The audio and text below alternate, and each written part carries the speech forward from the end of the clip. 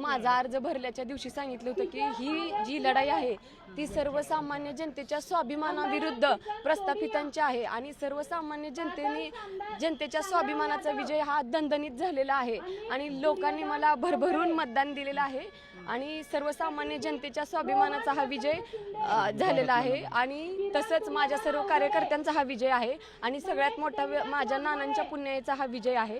येणाऱ्या काळामध्ये जे ज्ञात अज्ञात लोक आहेत त्यांनी मला भरभरून आशीर्वाद माझ्या पाठीमागं माझ्या डोक्यावर ठेवला, त्यांचा हा विजय आहे आणि येणाऱ्या काळामध्ये जनतेने माझ्यावर विश्वास ठेवून माझ्या पदरामध्ये ही जी विजयाची हे घातलेली आहे ती मी नक्कीच त्यांच्या सोनं केल्याशिवाय शांत बसणार नाही। येणाऱ्या काळामध्ये सर्वसामान्य जनतेला हाताला धरून मी प्रणिता भालके इथं काम करेन।